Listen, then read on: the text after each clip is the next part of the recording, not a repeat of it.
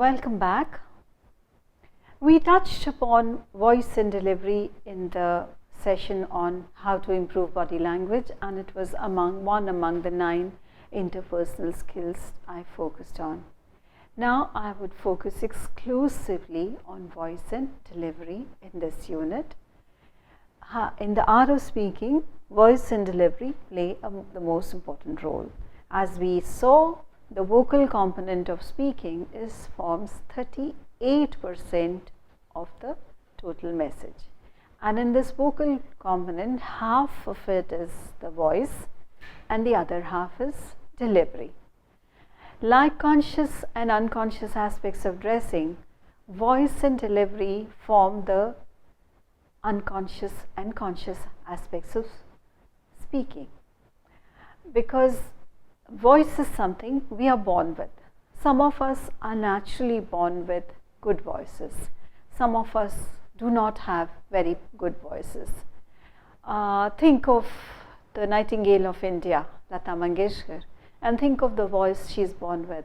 Now, even if Lataji was to mispronounce something, whatever she were to say, it would sound most pleasant because her voice is so mellifluous. The quality of the voice itself is so mellifluous. It sounds so pleasant.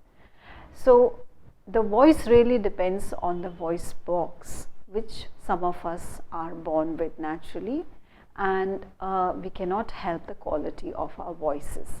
But we can help the quality of our delivery. We can control our delivery irrespective of the voice we have. And even in voice, of course, all of us cannot have Lata Mangeshkar's voice or Amitabh Bachchan's baritone voice, but we can improve the quality of our voice through correct breathing, through correct phonation, through posture, even posture. If we improve our posture, we find our voice also improves. So let's look at elements of voice and delivery. Now, regardless of what kind of voice we have, we must remember, like appearance and dress, like the visual aspects of our appearance, the vocal aspects of our personality, the voice and delivery. Voice in particular has a personality. It creates a profile of the person. Depending on the kind of voice one has, people create a profile of you.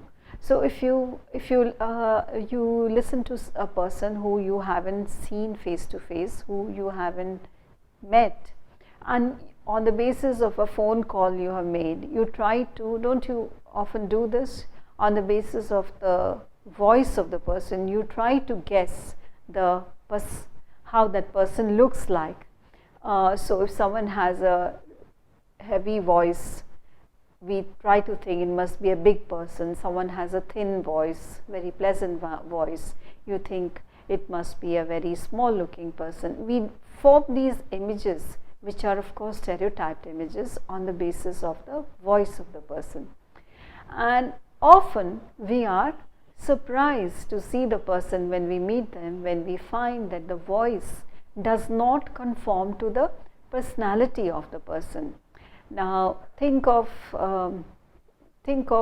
people who work in the reception of companies or of hotels, or even people who are in the public relations. Usually they hire people with good voices, and on the telephone, people who speak on the telephone. People in the past, in particular, when they had telephone operators, people who had a naturally good voice, they had to audition for the job, and if they passed, they were given the job.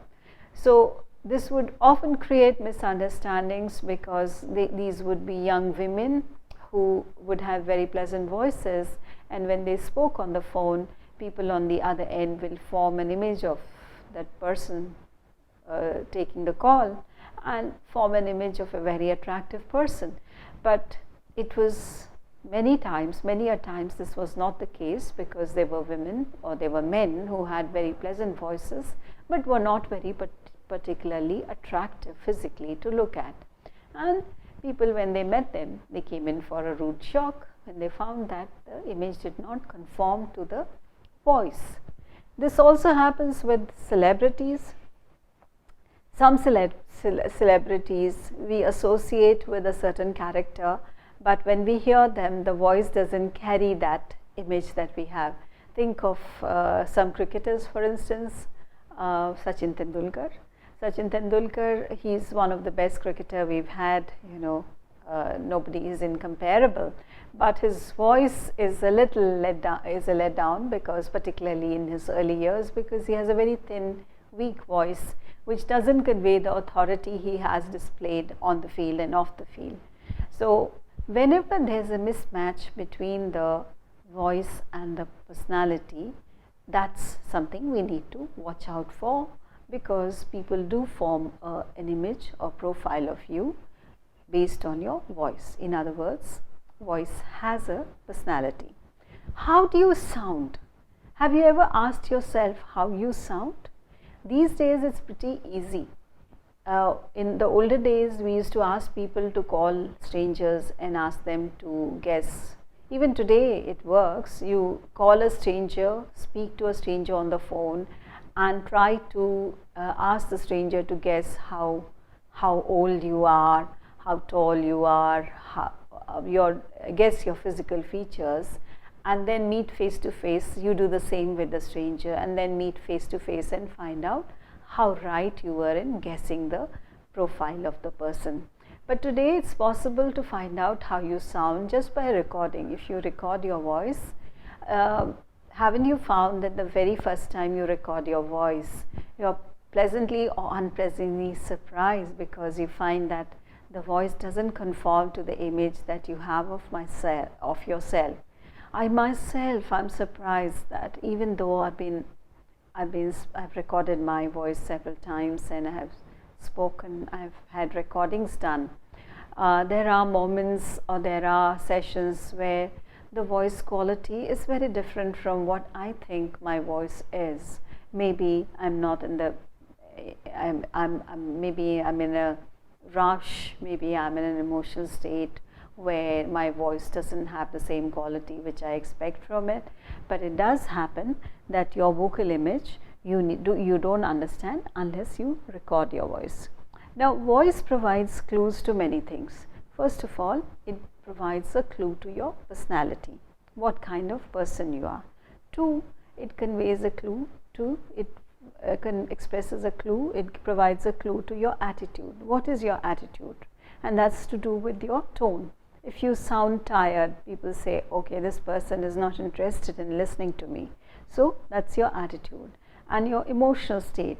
So suppose your voice is high pitched at a certain moment.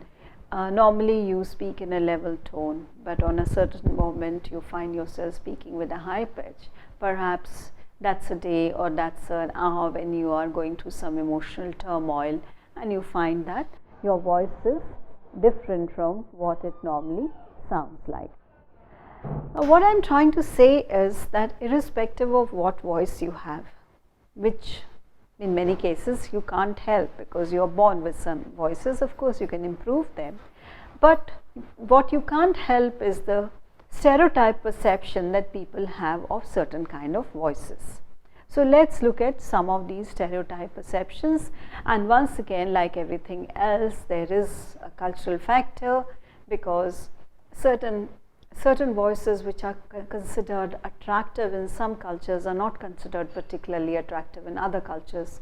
Similarly, it's also historically situated in the sense that voices which were considered attractive in a particular era are not considered attractive in another era. The most famous example is again that of Lata Mangeshkar, because prior to that, if you think of the singing stars or the singers of Lataji's predecessors, you will find that they had even the female singers had a rich, full-throated voice. Whereas when we come to the Lata Mangeshkar era, not only Lata Mangeshkar but also all her admirers and her fans and the so-called clones of Lataji cultivated this thin, very mellifluous but very thin, which Sanjay Srivastav calls virginal voice. And this voice, according to Sanjay Srivastava, became the voice of the nation. So this voice of a teenage young woman, a thin voice, high-pitched voice, very mellifluous voice, began to be considered a very pleasant voice and a very desirable voice, and became the voice of the nation when she was given the title of the Nightingale of India. But if you think of other singers before her, like Noor Jahan or even Malika Pukhraj or Shamshad Begum, the more hereditary trained singers, you find that they did not have the kind of trained voice that Lata Mangeshkar has, which is the voice of a very young girl. And this voice became the ideal voice ever since in playback singing in Hindi cinema and in other kinds of singing as well. But let's look at the stereotype perceptions of voice in again in Western cultures. So let's look at the clues. Now, breathiness in a voice. Now, breathiness is something you might not be able to control sometimes, like if you're asthmatic, you tend to have a very breathy voice because you have to keep breathing and keep pausing for breath. But if you have a breathing voice, it's considered in males. The perception of a male who has a breathy voice is considered younger, more artistic. In a female, again, it's gendered, that what might be considered right in a male may not be considered right in a female, and vice versa. So in a female, a breathy voice is considered more feminine, prettier, more petite, more effervescent, more high strung, but also shallower. So it also depends on who you are. What is the profession you practice? What is your role? And how you want to come across to others. So you are a film star or an artist, or you want to project yourself as a very pretty, attractive person, then breathiness is a very desirable quality in a voice. But if you have a position, if you practice a different profession, you are say a management professional or you are a banker, you don't want to come across as high strung. It might be a very desirable quality in an artistic woman, but not in a businesswoman. So it might also make you appear shallow. Thinness. Thinness, again in a male, did not alter listeners' image of the speaker. In females, thinness was indicated increased social, physical, emotional and mental immaturity. So a thin voice, which we might consider very attractive in a singer, in the West indicates increased social, physical, emotional and mental immaturity. Increased, but also increased sense of humor and sensitivity. So these attributes which are given to the voice, the thin voice, may themselves vary, may be considered positive, as we said in the case of India, where a thin voice was considered positive, attractive. It may be considered negatively because it might be seen as indicating social, physical, emotional and mental immaturity, but these traits themselves might be considered desirable in one culture and not desirable in another culture. But it also shows increased sense of humor and sensitivity. Flatness is another quality of a voice. Flatness in males indicates a more masculine, more sluggish, colder, more withdrawn. So a flat voice is used by males when they want to appear more masculine, but more withdrawn, cold, but it also makes them sound sluggish. In females, the same attributes, more masculine, more sluggish, colder, more withdrawn, may not be considered a very desirable quality unless it's cultivated deliberately. One of my friends, for instance, I found her speaking on the phone in her office, and I found that she, who had a very thin mellifluous voice, cultivated a very flat voice when she was speaking to her clients. And I said, why are you speaking like this? And that's when I understood that cultivating a flat voice made her sound more masculine, more cold, more withdrawn, and also, according to her, gave her more authority, because her clients were not used to dealing with women. So if she acquired this masculine voice, the clients were more willing to listen to her. Nasality. Nasality in males and females both is considered an undesirable quality and a wide array of socially undesirable characteristics. But as I said, there is no hard and fast rule. Think of some of our singers, Himesh Reshmaya for instance, or Mika. They have a nasal voice, but they have millions of followers. So what may be undesirable in one culture may not be undesirable in another culture or in another profession. Now we come to tenseness. Tenseness in males means older, unyielding, cantankerous. Not very desirable, but suggests maturity. In females, tenseness seems more desirable, I would say. It shows, it indicates youth, a younger woman, more emotional, feminine, high-strung, but also less intelligent. So it may be a very desirable trait in a young woman who is wants to project an image of herself as very feminine and very high-strung and very artistic and very emotional, but may not work for a woman who is trying to project herself as intelligent, because it suggests less intelligence. Now we come to a desirable voice, throatiness. In the West particularly, people say, oh, he has a deep throaty voice, which is considered a very attractive voice. And in men, it's considered older, more realistic, mature, sophisticated and adjusted, but also less intelligent, more masculine, more boorish, unemotional, ugly, sickly, careless, inartistic, naive, humble, neurotic, quiet, uninteresting, apathetic, in short, cloddish or oafish in females. In males, throatiness is considered a very desirable voice. Orotundity in males suggests more energetic, healthy, artistic, sophisticated, proud, interesting, enthusiastic, in short, hardy and aesthetically inclined. In females, it means increased liveliness, gregariousness, increasingly proud and humorless. So orotundity is a very desirable quality in a male, which has a whole range, a string of positive qualities, artistic, energetic, sophisticated and so on, but in females it indicates arrogance and lack of humor. Other cues relate to the rate of speech. If you speak fast in both sexes, you sound more animated and more extroverted, whereas if you speak slowly, you are less animated and less extroverted. Increase pitch variety.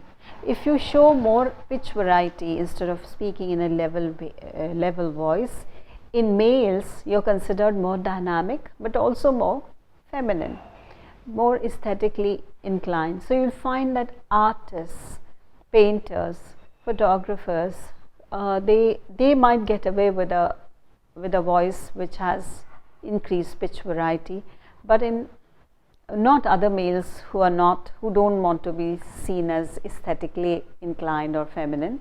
In women, it's seen as more dynamic and more extroverted.